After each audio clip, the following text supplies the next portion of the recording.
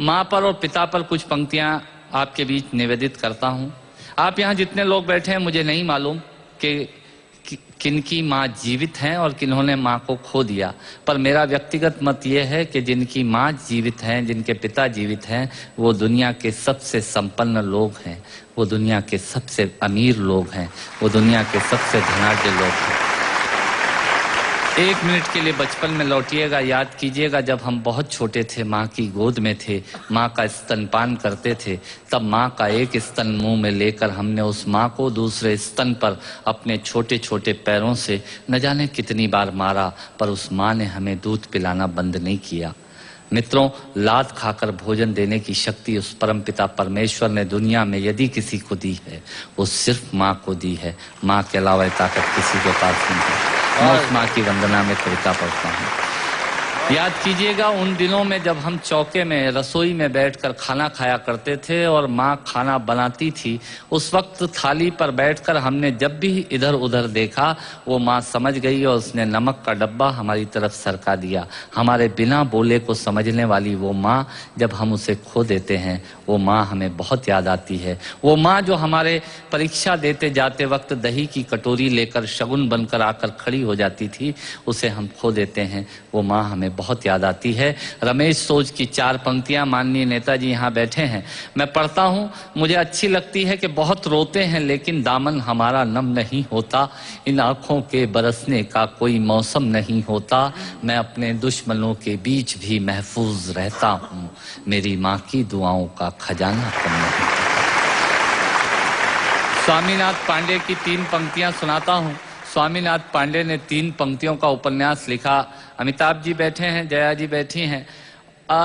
3 पंक्तियों में पूरा उपन्यास लिख दिया उसने। लिखा, एक विधवा माँ थी, उसके 2 बेटे थे। एक बेटा नीचे वाले माले पर रहता था, दूसरा बेटा ऊपर वाले माले पर रहता था। विधवा माँ 15 दिन एक बेटे के यहाँ खाना खाती थी, विधवा माँ 15 दिन दूसरे बेटे के यहाँ खाना खाती थी। पर ये उस विधवा माँ का दुर्भाग्य था कि साल में जो महीने 31 दिनों के होते थे, उस एक दिन उस विधवा माँ को उपवास रखना पड़ता था।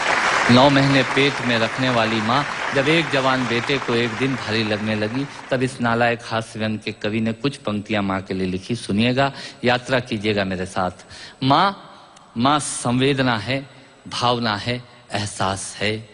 माँ संवेदना है, भावना है, एहसास है। माँ जीवन के फूलों में खुशबू का वास है। माँ रोते हुए बच्चे का खुशनुमा पलना है। माँ मरुथल में नदी या मीठा सा झरना है। माँ मरुथल में नदी या मीठा सा झरना है। माँ लोरी है, गीत है, प्यारी सी थाप है। माँ पूजा की थाली है, मंत्रों का जाप है। माँ आंखों का सिसकता हुआ किनारा है। माँ गालों पर पप्पी है, ममता की धारा है। माँ झुलसते दिनों में कोयल की बोली है।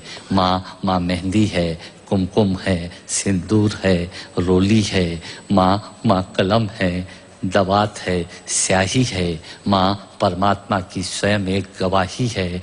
माँ त्याग है, तपस्या है, सेवा है। माँ फूंक से ठंडा किया हुआ कलेवा है। माँ अनुष्ठान है, साधना है, जीवन का हवन है। माँ जिंदगी के मोहल्ले में आत्मा का भवन है। माँ चूड़ी वाले हाथों के मजबूत कंधों का नाम है। माँ काशी है, काबा है और चारों धाम है।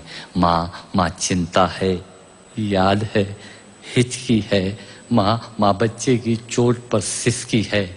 माँ चूल्हा, धुआं, रोटी और हाथों का छाला है। माँ जिंदगी की कड़वाहट में अमृत का प्याला है।